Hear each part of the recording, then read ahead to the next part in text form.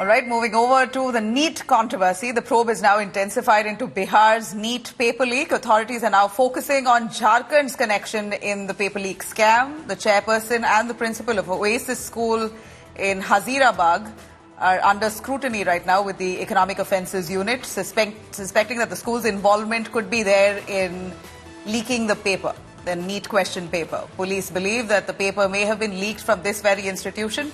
So far, there have been 13 arrests in Jharkhand. Arrests were made from a house near AIIMS, Deoghar.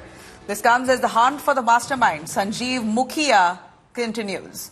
So far, 19 people have been arrested by Bihar EOU, the Economic Offences Wing. Mukhia has allegedly accommodated nearly 25 candidates at a boys' hostel associated with the Learn Play school that's in question here in Bihar's Patna on the 4th of May, just a day before the NEET examination. And they were facilitated with papers, question papers that were leaked, and also answers to those questions. As we know, NEET controversy has blown out at this point. Many of the students believe that their future in the field of medicine is uncertain thanks to the NEET paper leaks. They want a re-examination, but that hasn't been announced yet. Here's an exclusive chat with Prabhat Ranjan.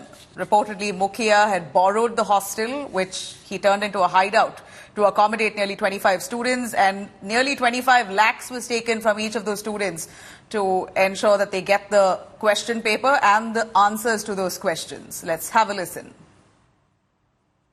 बताया कि 4 लड़का बिहार रहने के लिए हमसे मनीष कुमार, मनीष प्रकाश, हमसे चिकरियामा का जो है दनियामा प्रखंड में, जिनसे अभी बात हुई इन लोग को, वो हमको 4 लड़का का बात किया था, और गते गते 20 के संख्या में लड़का, 20-25 के संख्या में लड़का सवेरे होते होते चला आया।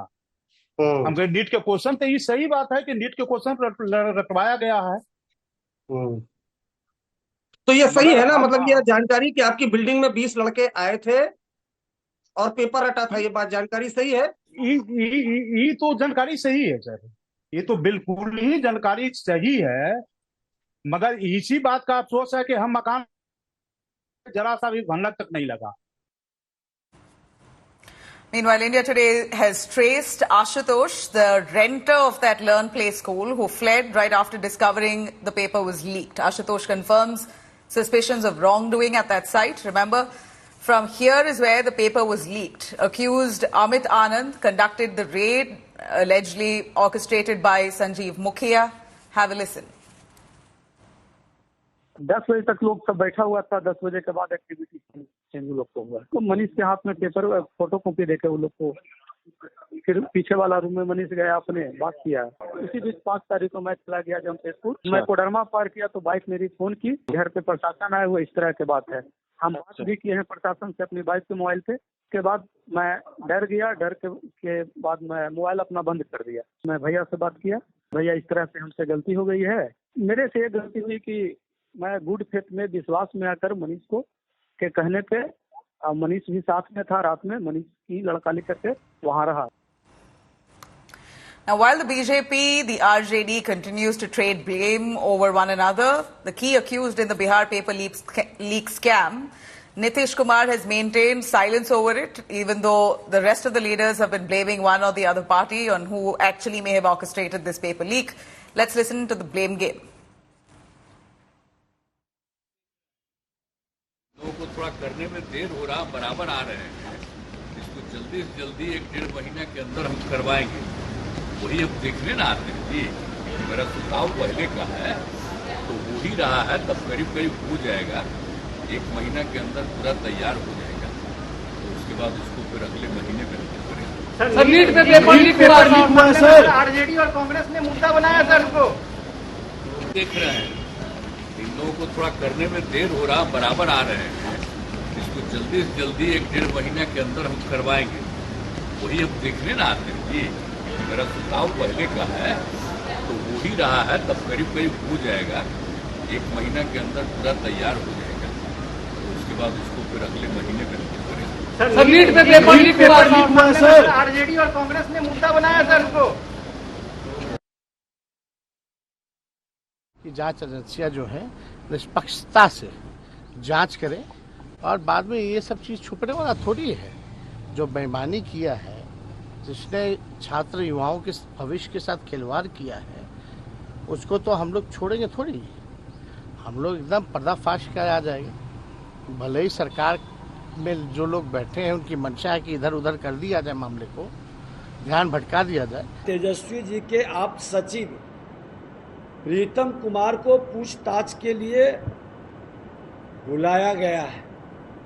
अब तेजस्वी जी इस पर स्पष्ट करें कि मास्टरमाइंड निलंबित जेई सिकंदर यादवेंदु और प्रीतम का पूरा कनेक्शन क्या है, आपसे क्या संबंध है, आपके परिवारों से क्या संबंध है, ये तो जवाब देना चाहिए नेता प्रतिपक्ष को।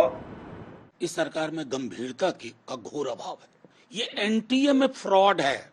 मैं बार बार कह रहा हूं, इस फ्रॉड को फेंकने की जरूरत है, डिसमेंटल करने की जरूरत है। हमारे बिहार में अद्भुत कहानियां चलाई जा रही हैं। बिहार के लोगों की कहानियों पर भरोसा कीजिएगा, धर्मेंद्र प्रधान जी को इस्तीफा दे देना चाहिए। अंत शंत एक आधारहीन ढकोसलेबाजी हो रही है, लेकिन नुकसान किसका आप कर रहे हैं? आप बेईमानी कर रहे हैं, बच्चों के भविष्य के साथ खेल रहे हैं। और सुन लीजिए, सरकार आपने बना ली है, लेकिन सड़क के आक्रोश को नहीं संभाल पाई है। All right, now in a significant development surrounding NEET and NET paper leak row, Bihar Police's Economic Offences Unit have said the digital locks of the booklet boxes that were sent by the National Testing Agency NTA to various examination centers on the D-Day had malfunctioned. Here's a report. NTA ने NEET परीक्षा के लिए जो booklet box अलग अलग centres पे भेजा, उसमें डिजिटल लॉक लगाए गए थे।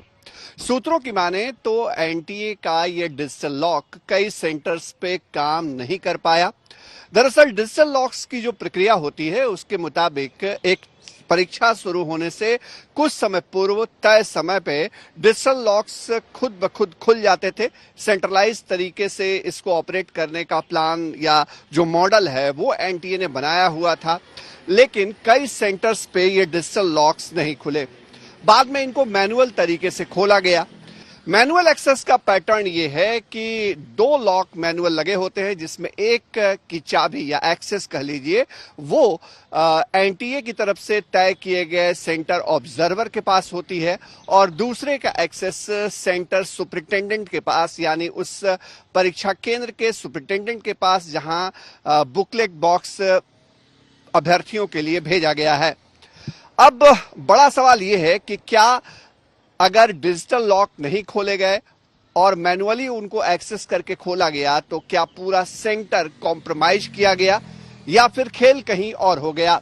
कहीं ऐसा तो नहीं कि बुकलेट बॉक्स पहुंचने के पहले ही पेपर लीक माफिया ने अपना हाथ साफ कर लिया और उसके बाद जो सबसे बड़ा कांड है उसको अंजाम दे गए? Now, the exam mess only escalates amid the NEET UG row. Another examination has been postponed, and this time the NEET PG entrance examination, originally set for June 23rd, was delayed by the ministry on Saturday as precautionary measure because they suspected that there could have been some malpractice even related to NEET PG. Interestingly, the NTA, National Board of Education, or the National Board of Education, which is a separate body, has also issued a notice addressing the paper leak issue, and this was released on Friday. Meanwhile, 1,563 students are currently taking the NEET UG examinations today. The retest is being conducted after NTA cancelled the scorecards of students who were given grace marks for the loss of time. It was done as per their prerogative, as many students, they believed, had lost time out and they were given extra marks only to compensate. Meanwhile, nationwide protests have pushed the Modi government to act now. The centre has handed the investigation of the alleged issues in NEET UG to the CBI. The centre has also made a major change at the NTA, replacing current Director General Subodh Kumar with Pradeep Singh Karola as the new NTA chief. Let's understand in detail now what are the steps really taken by the government to curb the paper leak issue. The government has now shunted out NTA DG Subodh Kumar Singh. Meanwhile, the centre has also appointed a new boss, it appears, Pradeep Kharol, who they trust and repose faith in to ensure the structure is foolproof. The NEET UG examination row has also been handed over to the CBI at this point. As we break it down for you, the steps that have been taken by the centre, the government has now appointed a high-level committee as well, with nearly 11 people on the board to ensure the affairs are smooth. Committee will be recommending reforms in the examination process. In fact, the government has also notified Public Exams Act to curb unfair practices within the examination process. The act involves a jail term of up to 10 years and a fine of ₹1 crore if found guilty. Government इतनी incapable हो गई है कि वो एक exam को जो कम से कम 1 साल पहले प्लान हो जाता है, उस एग्जाम को कराने में असमर्थ हैं। और बच्चे इतने स्ट्रेस में और इतने टेंशन में कि बच्चों के भविष्य के साथ खिलवाड़ कर रही है गवर्नमेंट।